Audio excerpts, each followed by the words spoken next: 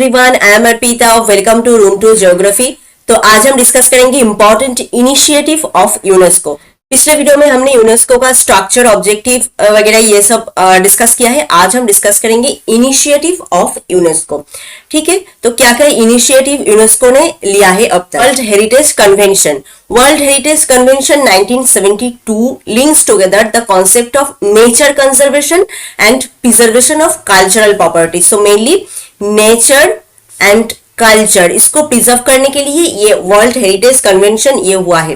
Nature conservation and conservation of culture. The state parties of convention are encouraged to integrate the protection of the cultural and natural heritage into regional planning program. तो state जो parties है convention का encourage किया है cultural and natural heritage इसको protect करने के लिए, किसके थ्रू? रीजनल प्लानिंग प्रोग्राम के थ्रू। It explain how the world heritage fund is to be used and managed. तो ये एक्सप्लेन करता है क्या वर्ल्ड हेरिटेज फंड कैसे यूज किया जाए एंड कैसे उसको मैनेज किया जाए। तो वर्ल्ड हेरिटेज कन्वेंशन मेनली क्या है? नेचर एंड कल्चर इसको कंजर्व करने के लिए है mainly. Nature and culture. The committee added 42 new sites. So यहाँ पे कॉमिटी 42 न्यू साइट ऐड किया है, जिसके अंदर है 33 कल्चरल एंड 9 है natural on UNESCO world heritage list, bringing the total. And उसके बाद टोटल हुआ है 1199, जिसके अंदर 993 है कल्चरल, 227 है नेचुरल एंड 39 है मिक्स्ड। इंडिया में कितना है? इंडिया में है 42 UNESCO world heritage site and जिसके अंदर से 34 are cultural and 7 are natural and 1 is mixed. तो टोटल वर्ल्ड में है 1199 एंड उसके अंदर है 993 cultural and 227 natural and 39 mixed. And India में है 42 वर्ल्ड हेरिटेज साइट, जिसके अंदर से 34 है कल्चरल, 7 है natural and 1 is mixed. And most recent जो लिस्ट में आए हैं इंडिया में वो क्या क्या है? शांति निकेतन, ये है 41th नंबर ऑफ जो साइट है वो, and 42th number of site है एंसेंबल ऑफ होएसल्स जो कर्नाटक में है इन 2023, ये है 42th number of heritage. 40th is Harappan city of Dholavira in Gujarat, 39th is Ramappa temple जो तेलंगाना में है ये, एंड जो एक है मिक्स्ड वर्ल्ड हेरिटेज साइट वो कौन सा है? कांचनजंगा नेशनल पार्क जो सिक्किम में सिचुएटेड है, वो है मिक्स्ड वर्ल्ड हेरिटेज साइट। तो अब तक टोटल वर्ल्ड में है 1199 एंड इंडिया में है 42 एंड उसके अंदर रिसेंट में आए हैं 42th नंबर का जो है होयसलस जो कर्नाटक में है एंड शांति निकेतन है 41th नंबर ऑफ है शांति निकेतन। नेक्स्ट क्या है? Man and biosphere programme. तो ये गया world heritage convention, world heritage को कल्चरल जो हेरिटेज है एंड नेचुरल जो हेरिटेज है उसको कैसे कंजर्व किया जाए उसके लिए बनाया है। नेक्स्ट है man and biosphere programme. It is an intergovernmental scientific programme. ये भी एक साइंटिफिक प्रोग्राम है that aim to establish a scientific basis for enhancing the relationship between people and their environment. तो पीपल एंड देयर एनवायरमेंट इसका relation जो है उसको enhance करने के लिए ये प्रोग्राम बनाया गया था। Promote innovative approach to economic development. Economic development related innovative approach यहाँ पे promote किया गया है। As of 2022 जहाँ पे बायोस्फीयर रिजर्व है 738, जिसके अंदर है 134 कंट्रीज, मतलब 134 कंट्रीज में है 738 बायोस्फीयर एंड 22 है transboundary site all over the world. ठीक है, इंडिया में है 18th बायोस्फीयर रिजर्व, जिसके अंदर से 12th are part of the world heritage site based on the UNESCO man and biosphere जो प्रोग्राम लिस्ट है। इंडिया में टोटल बायोस्फीयर रिजर्व है 18, जिसके अंदर से 12th है वर्ल्ड हेरिटेज जो लिस्ट है यूनेस्को का उसके अंदर।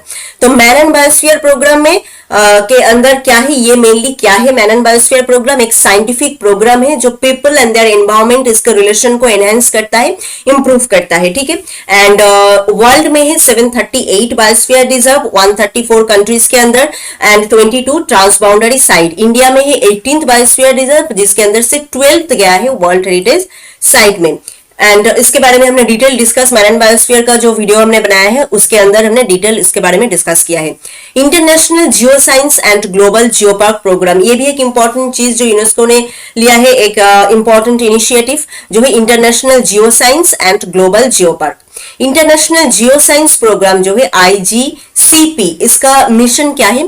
Promoting sustainable use of natural resource. ये इंपॉर्टेंट मिशन है इसका, जो इंटरनेशनल जियो साइंस प्रोग्राम है IGCP, promoting sustainable use of natural resource, sustainable use of natural resource, advancing new initiative related to geodiversity and geoheritage and geohazard risk management। तो बहुत सारे new initiative यहाँ पे लिया गया है, एडवांस्ड इनिशिएटिव किसके बारे में? जियोडाइवर्सिटी, जियोहेरिटेज, जियोहैजार्ड रिस्क मिटिगेशन, ये सब जो हैजार्ड है उसका रिस्क मिटिगेट करने के लिए बहुत सारे इनिशिएटिव यहाँ पे लिया गया है।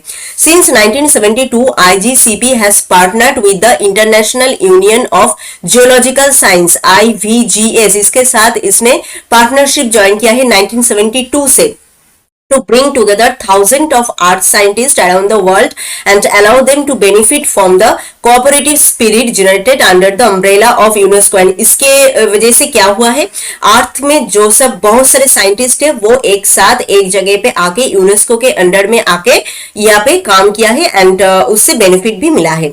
ये गया geoscience, international geoscience programme. तो इसका मेन काम क्या है? यूज ऑफ नेचुरल रिसोर्स, इसको sustainable use of natural resource इसको प्रमोट करना। एंड इसके लिए ये पार्टनरशिप ज्वाइन किया है किसके साथ? यूनियन ऑफ जियोलॉजिकल सर्विस, इसके साथ international union of geological service. And यहाँ पे बहुत सारे न्यू इनिशिएटिव लिया गया है, mainly related to geodiversity, geo hazard, geo heritage. Next क्या है? यूनेस्को ग्लोबल जियो पार्क, UGGP ग्लोबल जियो पार्क। ये क्या है? A single unified geographical area where sites and landscape of international geological significance are managed with a holistic concept. तो यहाँ पे ये है एक जियोग्राफिकल एरिया जो है जियो पार्क, तो ऑब्वियसली एक एरिया ही होगा ये। तो एक सिंगल यूनिफाइड एक जियोग्राफिकल एरिया है जहां पे मेन काम क्या होता है? Site and landscape of international geological significance. तो इंटरनेशनली जियोलॉजिकली सिग्निफिकेंट ऐसा जो साइट है, लैंडस्केप है, उसको इस जगह पे प्रोटेक्ट किया जाता है एंड सस्टेनेबल डेवलपमेंट किया जाता है एंड एजुकेशन वगैरह इसके द्वारा इस एरिया को मैनेज किया जाता है। तो ये है जियो पार्क, जहां पे इंटरनेशनल जियोलॉजिकल लैंडस्केप साइट ये सब प्रोटेक्ट होता है। Their bottom up approach of combining conservation with sustainable development while involving local communities is becoming increasingly popular. तो यहाँ पे कंजर्वेशन एंड सस्टेनेबल डेवलपमेंट इसको एक साथ कंबाइन करके लोकल कम्युनिटीज को इसके अंदर इंक्लूड करके ये पूरा काम यहाँ पे किया गया है। At present there are 195 UNESCO global geo park in 48 countries. तो प्रेजेंटली क्या है? 48 कंट्री में 195 यूनेस्को का ग्लोबल जियो पार्क है। ये गया ग्लोबल जियो पार्क। एक गया इंटरनेशनल जियो साइंस जिसका मेन काम है sustainable use of natural resource. And global geo park का मेन काम क्या है? एक एरिया जो एरिया लेके एक जियोग्राफिकल एरिया लेके जो इंटरनेशनली जो सिग्निफिकेंट जो जियोलॉजिकल साइट है, लैंडस्केप है, उसको प्रोटेक्ट करना, ये है इसका मेन काम। नेक्स्ट क्या है? International hydrological programme IHP, international hydrological programme मतलब हाइड्रोलॉजी रिलेटेड प्रोटेक्शन ही यहाँ पे होगा। The intergovernmental hydrological programme जिसका अभी नाम क्या है? International hydrological programme is UNESCO's international scientific cooperative programme in water research. Obviously ये वाटर रिलेटेड है क्योंकि ये हाइड्रोलॉजिकल प्रोग्राम है। Water research, water resource management, water education and capacity building. तो वाटर रिलेटेड पूरा जो कंजर्वेशन वगैरह ये होता है इंटरनेशनल हाइड्रोलॉजिकल प्रोग्राम के अंदर। Water research related programme, water resource management related programme, water education related programme, ये सब। The only broadly based science programme of the UN system in this area. तो ये एक ब्रॉड बेस्ड साइंस प्रोग्राम है। The IHP was established in 1975। यहाँ पे इस time पे ये स्टैब्लिश हुआ था। The programme is tailor to the need of UNESCO 195 member state and is implemented in 6-year phase allowing it to adapt to the changing world. तो 6 year के phase में यहाँ पे काम होता है एंड यूनेस्को का जितना सारा मेंबर है वो इस प्रोग्राम के अंदर है। द करंट फेज यहाँ पे क्या कौन सा है 2014 से लेके 2021 इस titled water security response to regional and global challenge. तो यहाँ पे हमने कहा भी 6 ईयर का फेज होता है, 6 ईयर का फेज होता है, इसका जो स्ट्रैटेजी होता है, काम होता है जो 6 ईयर के लिए बनाया जाता है। तो करंट फेज कौन सा है 2014 से लेके 2021 एंड इसका मेन स्लोगन क्या है, water security response to regional and global challenge. तो वाटर सिक्योरिटी इसको रिस्पॉन्स मतलब वाटर को सिक्योर करना ही रीजनली एंड ग्लोबली एंड ये एक चैलेंज भी है। And it is based on the principle of continuity with change, building on lesson and result from earlier phase of the program. And the aim of this effort is to help meet the UN Millennium Development Goal. इसका main aim क्या है, जो development goal है उसको meet करना, जो environment related है, environmental sustainability, water supply, sanitation, food security and poverty alleviation, ये सब related जो goal है तो उसको मीट करना है इसका main M. Several working group have been developed under the umbrella of hydrological program। तो हाइड्रोलॉजिकल प्रोग्राम ये जो इनिशिएटिव है इसके अंदर बहुत सारे वर्किंग ग्रुप बनाया गया है as UNESCO land subsidence international initiative LASII former UNESCO working group of land subsidence. तो ये सब वर्किंग ग्रुप यहाँ पे बनाया गया है। Another initiative is the international ground water resource assessment centre established इन 2003। तो ये एक ग्राउंड वाटर रिलेटेड एक असेसमेंट सेंटर बनाया गया है 2003 में एंड जिसका काम क्या है, sustainable ground water resource across the world. तो ग्राउंड वाटर जितने सारे हैं वर्ल्ड में उसको सस्टेनेबल यूज करना, ये है इसका मेन काम। They are based in the Netherland, mainly ये नेदरलैंड रिलेटेड ही है। तो ये गया इंटरनेशनल हाइड्रोलॉजिकल प्रोग्राम जिसके अंदर है program related to water research, water resource management, water education and capacity building, जिसके अंदर यूनेस्को का जितने सारे मेंबर है 195 मेंबर 6 ईयर के फेज में यहाँ पे काम होता है। करंट जो फेज है वो है 2014 से लेकर 2021 जिसका मेन स्लोगन है, टाइटल क्या है इसका, water security response to regional and global challenges. एम क्या है, जो डेवलपमेंट गोल है, मिलेनियम डेवलपमेंट गोल है उसको फुलफिल करना। एंड इसके अंदर बहुत सारे छोटा छोटा वर्किंग ग्रुप भी यहाँ पे बनाया गया है इस हाइड्रोलॉजिकल प्रोग्राम के अंदर, जिसके अंदर एक है LASII जो लैंड सब्सिडेंस इंटरनेशनल इनिशिएटिव है, और भी एक इनिशिएटिव है international ground water resource assessment centre, जो ग्राउंड वाटर रिलेटेड जो सेंटर है वो है mainly sustainable use of ground water resource जो देखा जाता है इस वर्किंग ग्रुप के अंदर। नेक्स्ट क्या है, वर्ल्ड वाटर असेसमेंट प्रोग्राम। ये एक इंपॉर्टेंट प्रोग्राम है WWAP world water assessment programme was founded in 2000। ये 2000 में ये बनाया गया था in response to a call from the UN commission on sustainable development. इसके वजह से ही ये बनाया गया था to produce a UN system wide periodic global overview of the status use and management of fresh water resource. ये mainly fresh water related एक प्रोग्राम है एंड टाइम टू टाइम ये देखना है, स्टेटस आपको देखना है, ओवरव्यू करना है, कितना यूज हो रहा है एंड कैसे फ्रेश वाटर रिसोर्स को आपको मैनेज करना चाहिए। यह है मेन इंपॉर्टेंट काम जो है वर्ल्ड वाटर असेसमेंट प्रोग्राम के अंदर होता है। इस प्रोग्राम का ऑब्जेक्टिव क्या क्या है, मॉनिटर करना, एसेस करना and report banana on the world fresh water resource. तो वर्ल्ड में जितने सारे फ्रेश वाटर रिसोर्स है उसके ऊपर रिपोर्ट बनाना, उसको एसेस करना एंड मॉनिटर करना, देखना कितना यूज हो रहा है, कितना बाकी है, सस्टेनेबल यूज हो रहा है कि नहीं, उसको मैनेज कैसे करना है, ये सब है इसका मेन ऑब्जेक्टिव। एंड उस फ्रेश वाटर रिसोर्स जो इकोसिस्टम है, वाटर यूज एंड मैनेजमेंट है उसको एंड वो रिलेटेड जो सब इशू आएगा, प्रॉब्लम आएगा, उसको सॉल्व करना, ये सब है ऑब्जेक्टिव के अंदर। Help countries develop their own assessment capacity and सभी कंट्री को हेल्प करना कि वो अपना जो असेसमेंट है, ये फ्रेश वाटर रिसोर्स रिलेटेड जो असेसमेंट है वो डेवलप कर पाए खुद से ही। Raise awareness on current and future water related challenges on to influence the global water agenda and awareness create करना। ठीक है, ये बहुत इंपॉर्टेंट काम है, अवेयरनेस क्रिएट करना, करेंटली आपको कितना यूज करना है एंड फ्यूचर के लिए आपको कितना बचा के रखना है, इसके लिए वाटर एजेंडा भी बनाया गया है एंड उसका इन्फ्लुएंस कितना होगा एंड ये सब जो चैलेंजेस है इसके लिए अवेयर करना। Learn and response to the need of decision maker and water resource manager. तो सीखना ऑब्वियसली कैसे रिसोर्स को मैनेज करना है, कैसे डिसीजन लेना है, ये सब एक इंपॉर्टेंट है।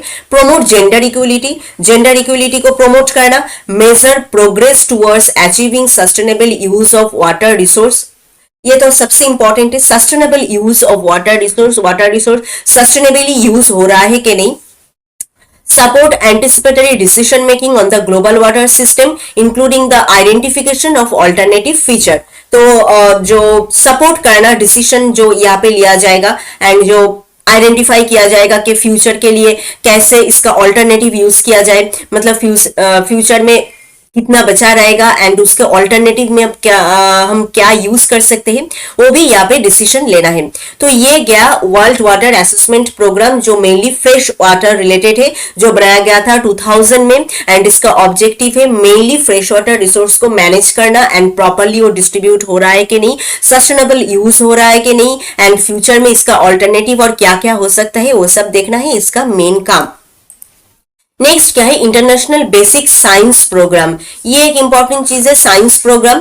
Basic sciences bring new knowledge and deep understanding of natural phenomena. Basic science को प्रमोट करना, ठीक है। The development of basic science underlies technological breakthroughs and offer unique opportunities to meet basic human needs. तो basic science develop अगर होता है तो क्या क्या अपॉर्चुनिटीज आपको मिलेगा, meet basic human needs, human needs का जो बेसिक जो नीड्स है वो आप मीट कर पाओगे। Produce economic social and environmental benefit, economically socially and environmentally आपको बेनिफिट मिलेगा, thus contributing to the global sustainable development goal and global sustainable जो डेवलपमेंट गोल है वो भी यहाँ पे फुलफिल होगा।